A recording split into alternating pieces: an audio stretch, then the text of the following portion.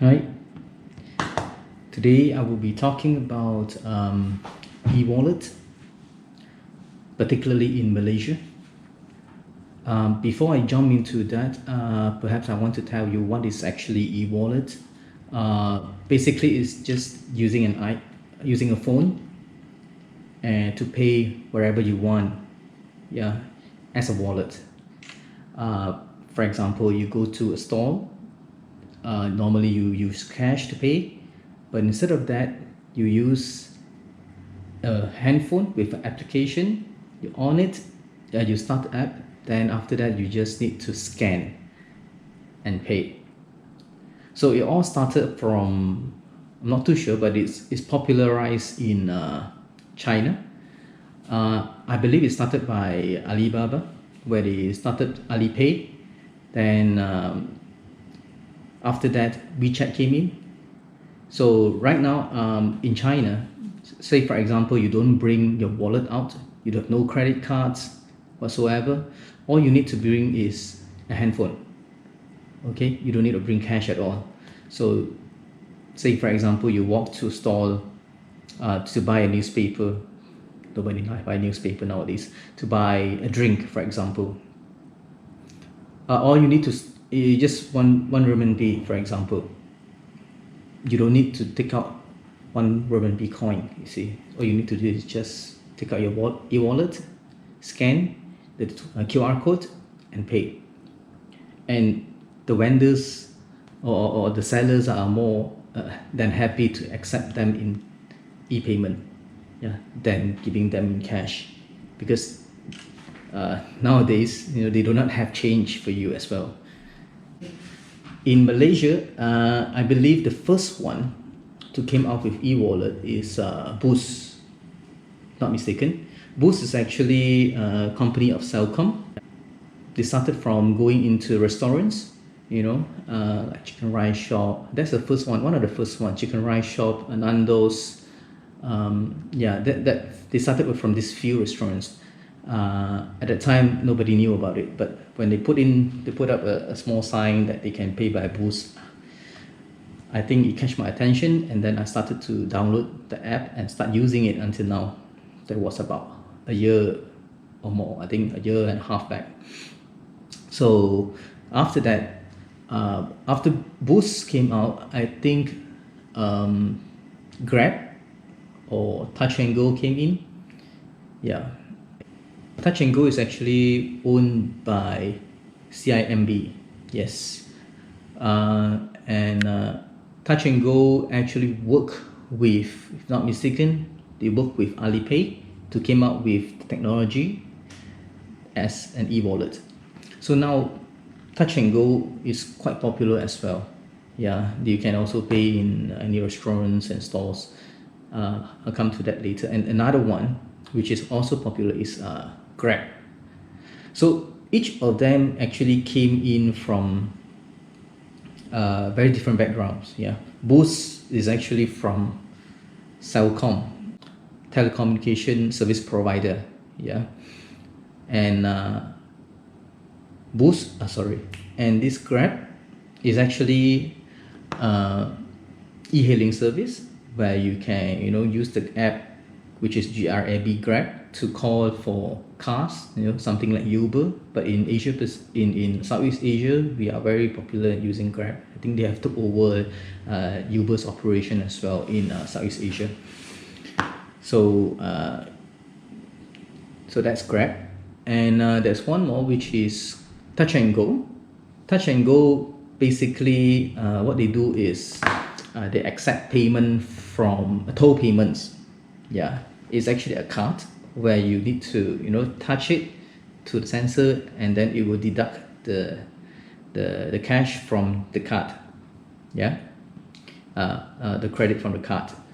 So and you can actually go and pass the toll that way. Okay, enough of the history of those e-wallets. Essentially they are basically the same. All you need to do is start the app, open the QR code to pay, or meaning that you open a QR code, they will scan you, or you can actually open the app and scan their codes instead. So either way, you're actually paying them. Yeah. So what is so let's go to it one by one. Yeah, particularly in these three, I think there is more, but this is three most popular ones. We start with Boost. Boost is one of my favorite. Yeah, because what it offers is that when you pay, they'll give you cash back. Yeah, for example, but it's not guaranteed how much they're gonna give you. For example, you pay for a lunch for 15 ringgit. Sometimes they will give you back a ringgit cashback, sometimes 50 cents, sometimes 20 cents. It used to be more. Yeah, it used to be 2 ringgit and 150. But then I think nowadays, competition is pretty tough, and then they are getting more users in, so they can't really give you so much of a cash rebate right now. So that's Boost, and I think they have added a lot more things in the Boost app. Yeah, they have games for you to play, for you get more credits. You can actually join some missions. If you finish certain missions given to you, then you will get some cash back.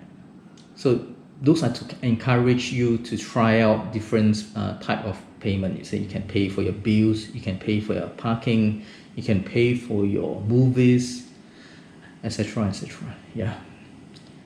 So I think Boost also work with this app called Fave. Fave is actually a coupon type of a loyalty app for merchants.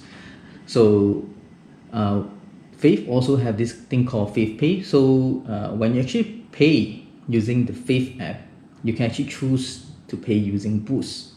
I think it's a bit confused for you, but the thing is, when you pay using Fave, okay, it will give you a cashback to your Fave apps. Okay, after that, when you pay using that Fave app, and the method you pay is actually using via a Boost wallet. Yeah, a Boost wallet. Then you will get a rebate as well from the Boost app. You get what I mean? Meaning that you, from the Fave app itself, you get some cashback, 10%, but you will need to use the Fave to pay again the next round. Yeah, at the same shop, and at the same time, you're also getting Boost cash rebate. So how cool is that? You're getting rebate from both sides. Okay, that is one of it as Boost. So when it comes to Grab, okay, let's talk about Grab. Grab is a payment where you can pay for your e-hailing rides. Yeah, whether you're calling a taxi or a Grab car, or you can call it Uber car. Yeah, in other places, you can actually pay using that Grab wallet. Yeah. And in Grab wallet itself, I believe they are doing the same, that you can buy movie tickets, you can pay for your, things like bills. Parking, I don't think so. Yeah, you can't pay parking for using Grab. And what is good about this Grab is that they give you they don't give you cashback, but they give you points instead. Yeah, Grab points, if I'm not mistaken. So this Grab points, basically you can actually redeem vouchers or coupons. So let's say, for example, you pay 10 ringgit for a lunch using Grab. 100 or 200 points, that's equivalent to about a ringgit plus. Depending on what you use with the points. So normally I will use those points for to buy e-hailing rides coupons, okay, or Grab food coupons. Okay, Grab itself is actually an app, a super app where you can use it for payment, e-hailing, and as well as getting people to buy food for you and send it over to you. That's why you call it Grab Food. So that's the good thing about Grab. Okay, You can actually just download and test it out yourself. And it is really becoming a super app right now. This Grab application. There's so much more in there, but the thing is they don't give you cashback. Yeah, but every now and then they will collaborate with different type of shops to give you promotions. For example, not mistaken, it's Tea Leaf or Tea Life. At one time, you only need to pay 3 ringgit for a cup of drink. Normally it's about 8-9 ringgit. So those type of promotions, yeah. So okay, next it will be Touch and Go. So what is so cool about Touch and Go app is that you can link it to your Touch and Go card. Yeah, as I mentioned earlier, it's a card where you can tap and pass the toll. The thing is, once you link the app together with the card, it will deduct the credit from your app and not the card. So say it's actually 2 different accounts. You see, the card, let's say you have 10 ringgit left or 5 ringgit left. But the thing is, once you link or integrate it to your app, Touch and Go app, you can just reload it from your phone, because it will deduct directly from your Touch and Go wallet instead of the card. Okay, I think it's a bit complicated, but I think you get it. Yeah, you can use it to buy movie tickets, pay for parking, but essentially more or less the same. But the thing is, that is the most important part, because people who drives every day, that need to reload the card, the Touch and Go card, is a real hassle. So once you link it to the Touch and Go app, you will automatically deduct from here. Once it goes below, maybe 20 ringgit, you can do an auto reload. So it saves a lot of hassle, going, using your card, going to an ATM or a counter to do a reload for that Touch and Go card. So I think that is the best selling point for Touch and Go. So if you ask me, out of the 3, which is the best? For example, if you go to a restaurant, they have 3 mode of payment. Yeah, Touch and Go, Grab, and Boost. So the first of all, I would consider Grab, because the points given back to me is actually equivalent to more cashbacks given by the other 2. Yeah. And the second one would be Boost. Okay, why? Because they're giving me cashbacks. Yeah, although it's not guaranteed how much you're going to get back, but at least you're getting something back. Whereas Touch and Go, they don't give you any cashback at all, and they don't give you any points as well. So I think I will always keep that. Yeah. And what else? Okay, so other than these 3, I think GrabPay is also catching up. GrabPay is actually e-wallet from Maybank. But the thing is, the difference between this GrabPay and the rest of these 3 is that these 3, you can actually top up your wallet using credit cards or bank accounts directly from your bank accounts. But on GrabPay, it's something else. You can only deduct directly from your accounts, your saving accounts, which is a Maybank savings accounts. So I would say that it's more like a debit card, debit wallet. Whereas the other 3, it can be a credit wallet, because you are actually top up using credit cards. So I don't see why people want to use GrabPay. Because if they have a credit cards, I think most of people wanted to use credit cards to top up. But I do see some merchants or shops that only offer QR pay. So most of the time I wouldn't use that. I'll just pay using credit card instead. Yeah, that's another mode which we use traditionally, which is credit card. If you ask me in Malaysia, can I just go out without cash and credit cards and just with my e-wallets? I can't. To be frank, I think we are still quite far away from there. We can't.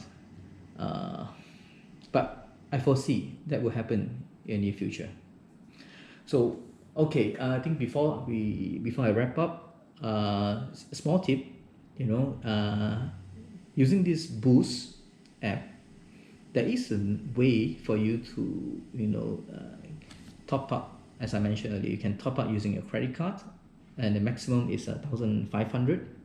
So say for example, you are short of cash in your uh, bank account. Okay, so what you want to do is that you want the cash. So what you can do is top up your Boost using your credit card to the max 1,500, and you withdraw it. Yes, you can actually withdraw the cash from the e-wallet to your savings accounts. Yes, you can do that. But there's a charge of 2 ringgit flat rate, I'm not mistaken. So basically, you are getting cash of 1,498, and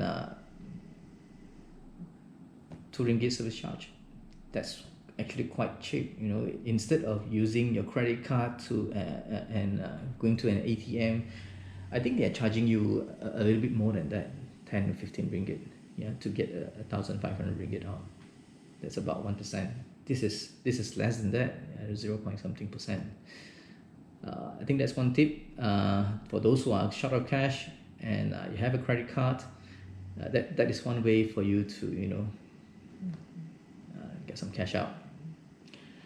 So that's all. Thank you, and please do like this video and subscribe to our channel. I will make more of these videos, to give you tips, to give you the insight of how to use technologies, particularly in Malaysia.